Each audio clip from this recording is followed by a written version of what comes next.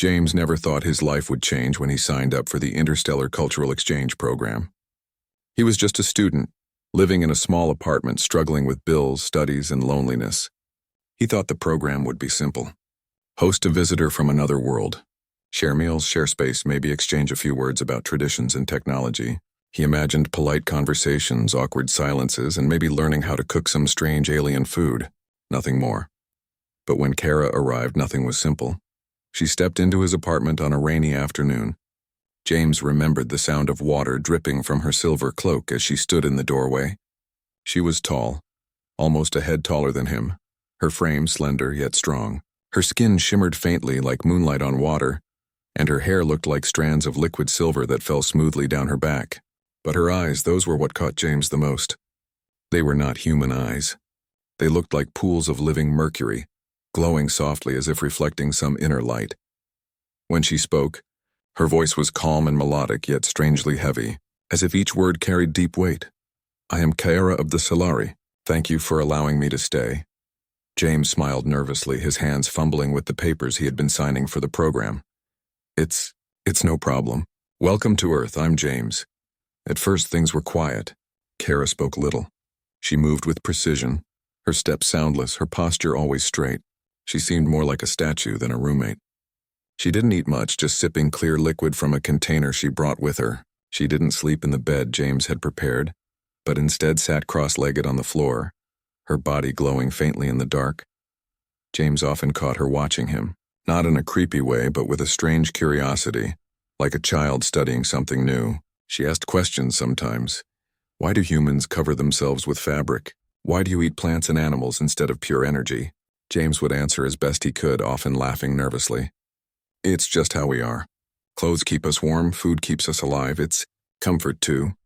But Kara never looked fully satisfied with his answers.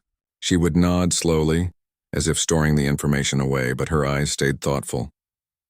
Days passed, and James began to notice more about her. She wasn't just quiet, she was lonely. He caught her sitting by the window at night, staring at the city lights as if searching for something she couldn't name. Sometimes when he thought she didn't notice, she placed her hand over her chest and closed her eyes, breathing slowly, like she was trying to feel something inside but couldn't. One evening, James made them dinner. He cooked pasta, the only thing he could cook without burning. He set the table for two, though he wasn't sure if she would eat. To his surprise, she sat down and picked up the fork awkwardly. She copied the way he twirled the noodles, though her movements were clumsy. After a few bites, she tilted her head. Humans prepare food for each other, even when they do not need it to survive. Why? James blinked. Because it makes people happy. Eating together makes us feel close. It's not just about hunger. It's about sharing. Kara grew quiet. She stared at the plate as though the noodles carried some secret meaning. Finally, she whispered, sharing. From that night, she asked more questions. They weren't about food or clothes anymore. They were about things James never thought anyone would ask. Why do humans hold hands? Why do they sing songs to babies? Why do they cry when they are not injured? James struggled to explain. We hold hands because it makes us feel safe. We sing to babies to show love. And we cry. Because sometimes our hearts hurt even if our bodies are fine. Kara listened intently, her silver eyes wide. She repeated his words softly to herself as if tasting them. Safe. Love. Hurt. It was then James realized. Kara didn't understand emotions the way humans did. She understood facts, logic, and science, but not feelings. She could explain how a heart pumped blood, but not why a song could make someone cry. She could describe the chemistry of a hug, but not the comfort of it. One night, James found her sitting in the living room with his old guitar in her hands. She didn't know how to play it, but she strummed a few strings, the sounds clumsy and uneven. Yet her eyes shone. This sound, it makes me ache here, she said, pressing her hand to her chest. Why does it hurt? James sat beside her, his voice gentle. That's not pain, Kara, that's emotion. Music can make us feel things we can't explain. She looked at him, her silver eyes shimmering. For the first time, James saw something fragile in her expression, like a wall beginning to crack. That was the night James began to understand. Kara was searching. She wasn't just a visitor from another world. She was someone who had never truly lived the way humans lived. She was learning not just about Earth, but about being alive. and James felt a strange responsibility grow inside him. He wasn't just her host. He was her guide to something her own people had never given her, the warmth of humanity. As the days turned into weeks, their small apartment no longer felt so empty. James found himself looking forward to her questions, her careful steps, her soft voice asking things no one else would.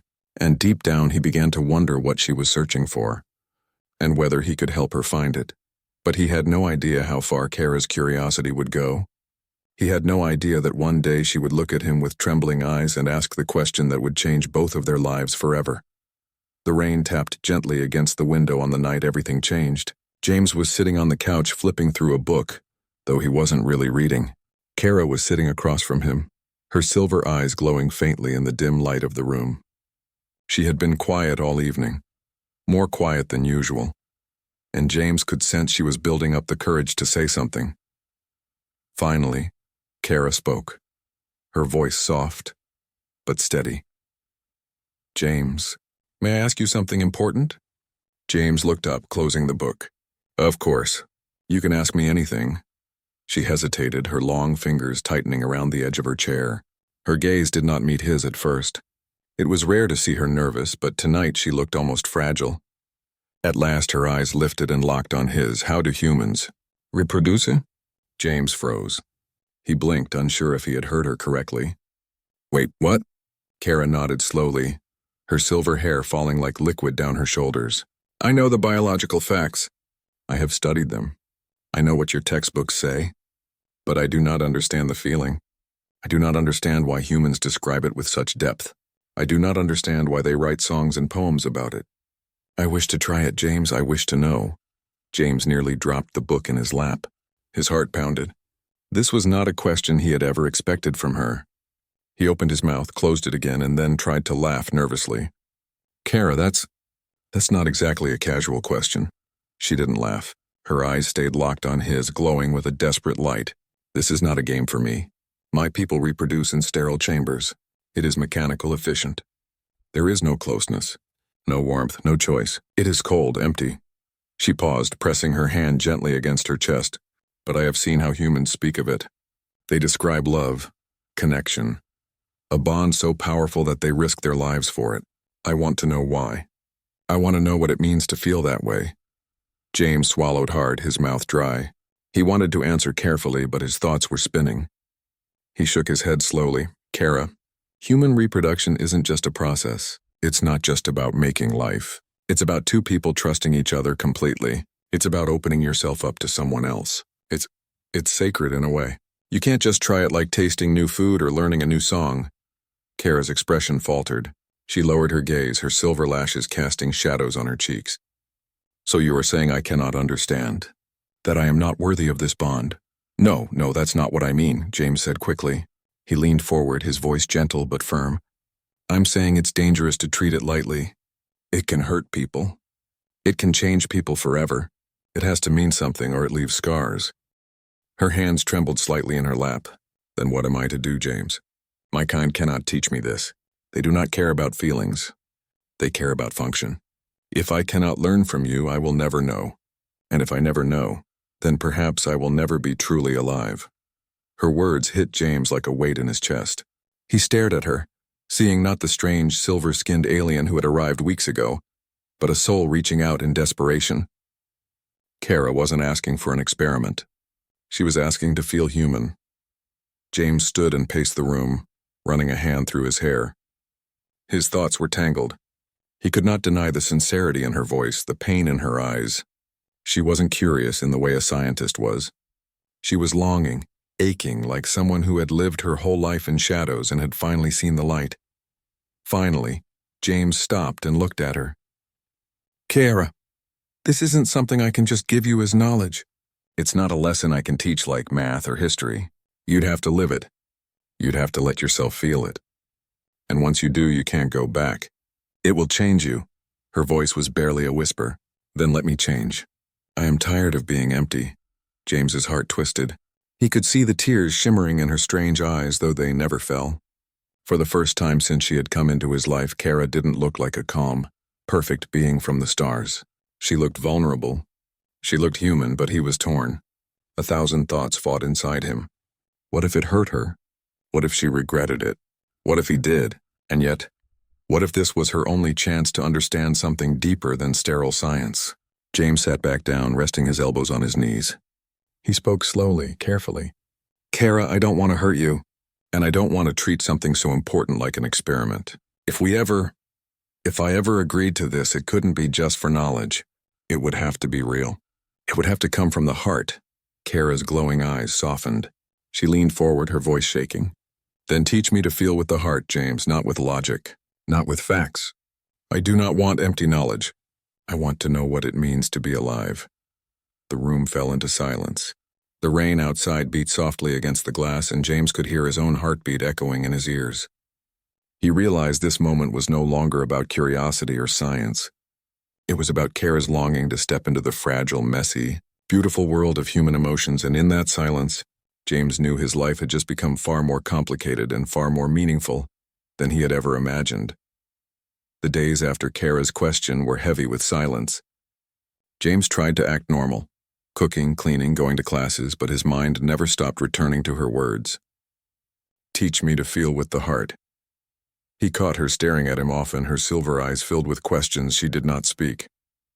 When he asked if she was all right, she only nodded, but he could see the tension in her posture. One night, James found her sitting on the balcony. The city lights glowed beneath them, the hum of traffic rising up like a distant river. Kara was hugging her knees, her silver hair glowing faintly under the moonlight. She looked small, though she was taller than him. James stepped outside and leaned against the railing. You've been quiet, he said softly. Kara turned her head slowly. You are avoiding me, James sighed. He knew she was right. I'm not avoiding you. I'm just thinking. Her glowing eyes searched his face. Thinking if I am too strange to understand your world? James shook his head quickly. No, that's not it. I don't want to hurt you. What you asked, Kara, it's not small. It's not simple. Humans get it wrong all the time. People break each other with this. They fall in love, and sometimes they fall apart. It's not always beautiful. Kara lowered her gaze. But sometimes it is? James's voice softened. Yes, sometimes it's the most beautiful thing in the world. For a long moment, neither of them spoke. The night wind brushed past them, carrying the faint smell of rain. Then Kara whispered, I want the chance to feel even a fragment of that beauty, even if it hurts. James's heart ached at her words. She wasn't just curious anymore. She was pleading. He sat down beside her, close enough to feel the faint warmth that radiated from her alien skin. Kara, do you understand what you're asking?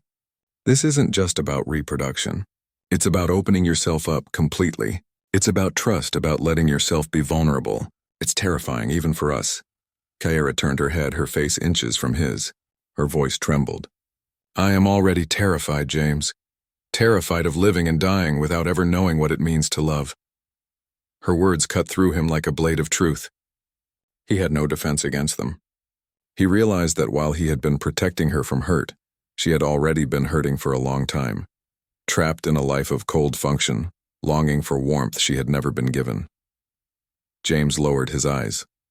I don't know if I can be the one to show you. Kara reached out then, her hand brushing against his. It was the first time she had touched him without hesitation. Her fingers were cool at first, but quickly warmed against his skin. Then let me show you who I can become, she whispered. Even if it changes me forever. James's breath caught. For the first time, he didn't see an alien. He saw a soul standing at the edge of a great leap, asking him to take her hand. And though fear still lingered in his heart, another feeling began to rise, something warmer, something human. The struggle was no longer about right or wrong. It was about whether he had the courage to let her in. Part 4.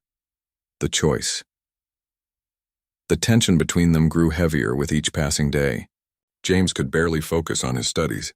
Every time he saw Kara moving silently through the apartment, every time he caught her silver eyes lingering on him, he felt the weight of her unspoken question pressing down.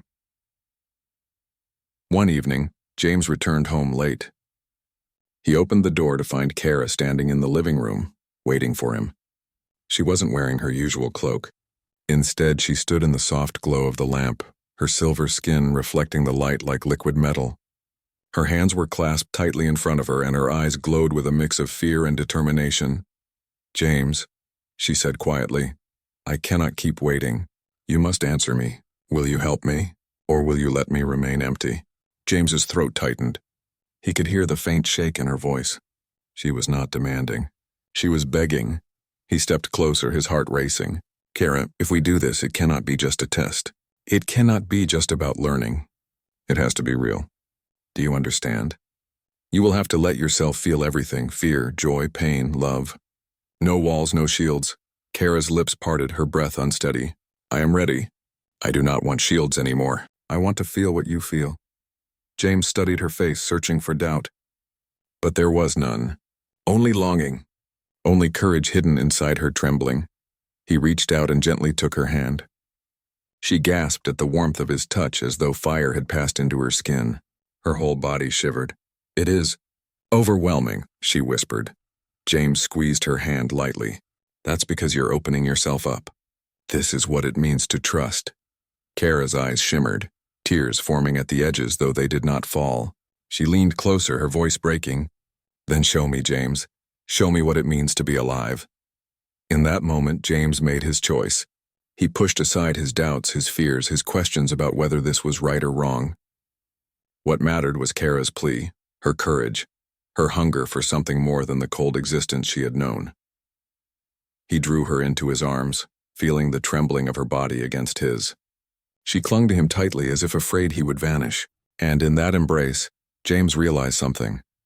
This was not just about teaching an alien what it meant to reproduce. It was about teaching her what it meant to be human, and as she whispered, "Do not let go," he knew he never could. The air inside the apartment felt different that night.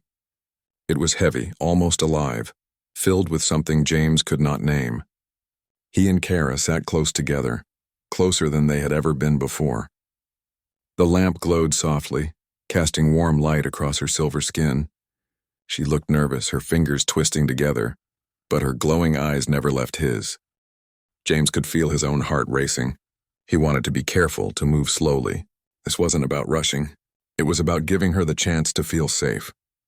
He placed his hand gently over hers. "Kara," he said softly, "we don't have to do anything you're not ready for.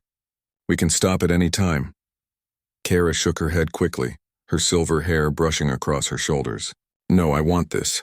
I want to know what humans feel. I want to know why your kind sings songs about love and writes poems about pain. I want to feel what it means to connect." Her voice was trembling, but her eyes shone with determination. James smiled gently. "Then we'll take it slow. Trust me." She nodded, though her body still shook. When his hand brushed her cheek, she gasped as if lightning had touched her skin. "So warm," she whispered. "It is like fire, but it does not burn. It reaches inside me."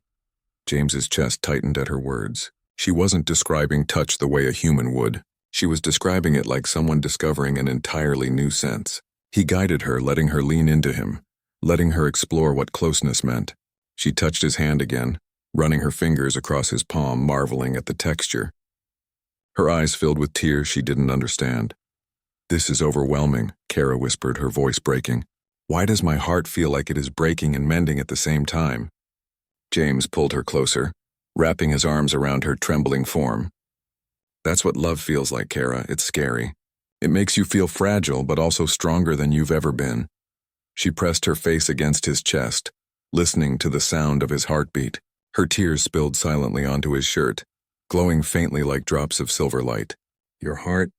It speaks, every beat. It tells me I am not alone." James closed his eyes, holding her tightly. "You're not alone. Not anymore." The world outside faded. The rain, the city lights, the ticking of the old clock on the wall. All that existed was the fragile connection between them. Slowly, Kara began to understand what no textbook could teach. Every touch, every breath shared between them, every moment of closeness. It wasn't just biology. It was trust. It was the giving and receiving of hearts. Her trembling slowed, replaced by something new. "Peace." She whispered into his ear, her voice barely audible. "James, I feel alive, truly alive." And James, hearing those words, felt his own chest ache with emotion. He realized this moment was not about teaching her reproduction. It was about teaching her humanity. It was about letting her discover that love was more powerful than fear, more powerful than loneliness. They stayed together for a long time, wrapped in each other's arms. Kara's body still glowed faintly, her skin shimmering with the soft light of her kind. James thought it was the most beautiful thing he had ever seen. At last, Kara lifted her head, her silver eyes shining with both confusion and joy. "James, is this what humans call belonging?" James brushed a tear from her cheek and smiled. "Yes, Kyra. This is what it means to belong to someone." "And for them to belong to you." Her lips trembled, and for a moment she could not speak. Then she whispered, "I never want to let this go." James kissed her forehead softly. "You don't have to. Not if you don't want to." The night passed slowly, gently as they held each other. Kara's breathing evened out, and for the first time since she had arrived on Earth, she looked truly at peace. James stayed awake for a while, just watching her, feeling the weight of what had happened. He knew their lives would never be the same. Something had changed, something deep and irreversible, but he didn't regret it. Not for a second. In the quiet darkness, Kara whispered one last time before sleep claimed her. "Thank you, James, for showing me how to be alive." James closed his eyes, his heart heavy yet full. He realized then that humanity's greatest gift wasn't knowledge or power or even survival. It was connection. And now Kara had tasted it for the first time. The morning after changed everything. James woke to find Kara sitting by the window, her knees pulled to her chest, her silver hair shining in the sunlight. She looked different, softer, but also troubled.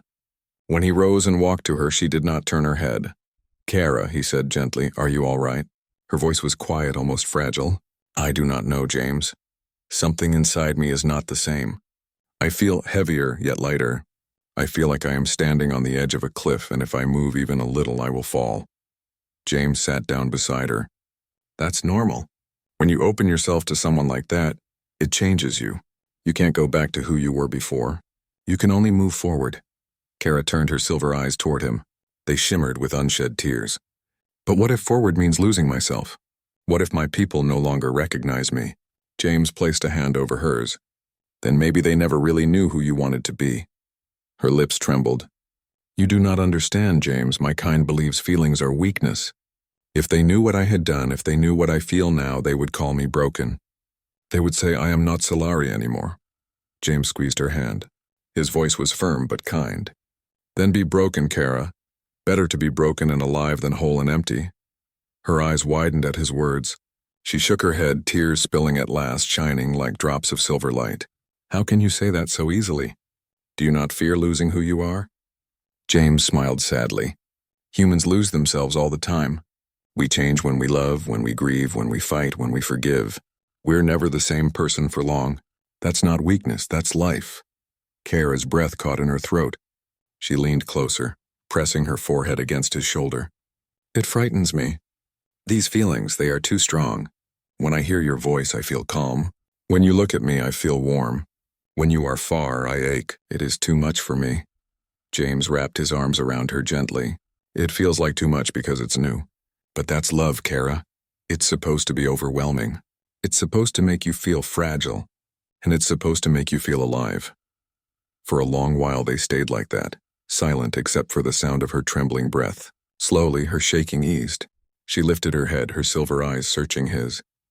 "James, will it always feel like this? Will it always hurt and heal at the same time?" James nodded. "Yes, that's what makes it real." She looked down, her voice breaking. "Then I do not know if I am strong enough." James tilted her chin up so she met his eyes. "Kara, you're stronger than you think. You chose this. You faced your fear. That makes you braver than most humans I know." Her tears flowed freely now, but her lips curved into a faint, fragile smile.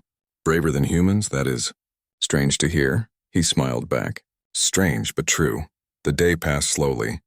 Kara seemed quieter, thoughtful, as if fighting a battle inside herself. Sometimes she paced the room, her hands trembling at her sides. Other times she stood by the window, watching people on the street below, her eyes filled with questions James could not answer. That evening, when James brought her tea, she spoke again.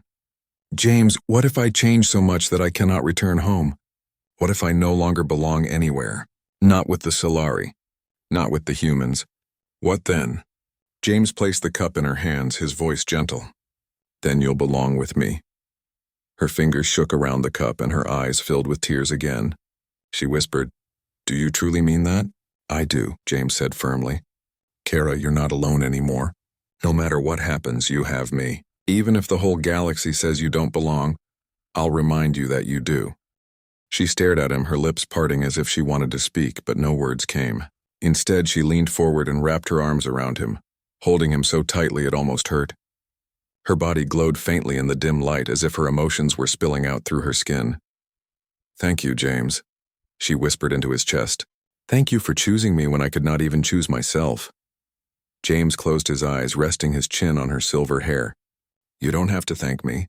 You just have to keep letting yourself feel." The night grew quiet and the world outside seemed far away.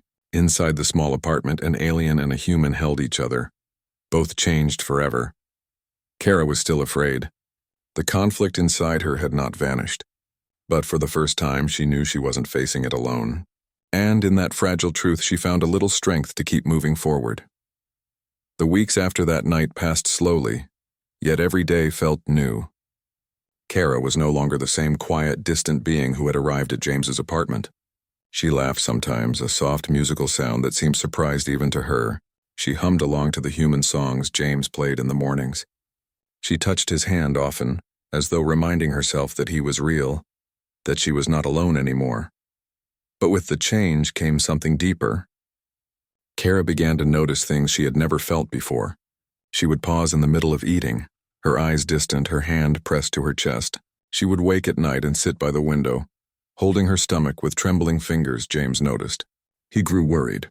One evening he sat beside her as she stared out at the stars.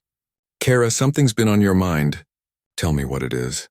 Her eyes glowed softly in the darkness, shimmering like liquid silver. "James, something is happening inside me. At first I thought it was only change in feeling, but now I sense more. I sense life." James froze. His breath caught. "Life, do you mean?" Kara placed his hand gently over her stomach. Her voice shook. "Yes, something stirs within me. It is small, fragile, but it is real. I do not know if it is the same as human children or if it is something new, but it is there. A part of me, and a part of you." James's mind swirled with shock and awe. His heart pounded in his chest. He searched her face for doubt, but her eyes were steady, glowing with quiet certainty. "Kara," he whispered. "Are you sure?" Her lips curved into a trembling smile. "I feel it, James, not only in my body, but in my soul. For the first time, I know what hope feels like." James held her close, his arms tightening around her. His heart ached with emotions too big to name. Fear, joy, wonder, responsibility. He whispered into her hair. "Then we'll face it together. Whatever this means, whatever comes, we'll face it." Tears slid down Kara's cheeks, shimmering like silver light in the glow of the stars. "Do you know what this means, James? I am no longer just Solari. And this life inside me, it is not only alien, not only human, it is both. It is a bond no world has ever seen." James kissed her forehead softly. "Then maybe this is what the universe has been waiting for. Proof that love is stronger than distance, stronger than fear, stronger than the cold emptiness of space." Kara clung to him, her voice trembling but full of wonder. "I was afraid of being broken. But now I see I am not broken. I am whole in a way I never dreamed." The days that followed were filled with small moments that felt larger than life. Kara touched her stomach often, her eyes soft, her lips curving in secret smiles. James caught her whispering to herself, singing soft human lullabies she had once asked him to explain. She hummed them with strange, beautiful tones, weaving them into something both human and alien. Sometimes fear returned to her eyes. She would whisper, "What if my people find out? What if they come for me? What if they take this away?" And James would take her hand, steady and firm. "Then they'll have to go through me first. You're not alone, Kara. Not anymore." The city outside kept moving, unaware that history was being written inside a small apartment. Two beings from different worlds had created something the stars had never known. Life born from love across species. One night, as they stood on the balcony, the sky clear and full of stars, Kara leaned against James, her silver hair brushing his cheek. "James, do you know why humans fascinate me most of all?" "Why?" he asked softly. Because you are fragile, she whispered. Your lives are short. Your body's weak, and yet, you feel so deeply. You choose love even when it can break you. You give yourselves fully, knowing it may hurt. That is the greatest strength I have ever seen. James smiled, his eyes on the stars. And you chose it too, Kara. That makes you stronger than anyone I know. Her eyes glowed as she looked at him. No, James, it makes us strong together. They stayed there in silence, gazing at the endless sky. The future was uncertain. They didn't know how the galaxy would react if they discovered what had happened. They didn't know what kind of child would be born, or if such a child could even survive. But they knew one thing for certain. They were no longer alone. And as Kara whispered softly, her hand resting over her stomach, "This is our hope," James understood. The greatest proof of humanity was not war, not technology, not survival against impossible odds. It was love. The kind of love that could reach across galaxies, across species, across everything that divided them. It was the love that made an alien feel alive for the first time. It was the love that created new life where no one believed it could exist. And in that small apartment, beneath the silent stars, James and Kara held each other close. Two souls from different worlds, now bound forever by the most human gift of all, love.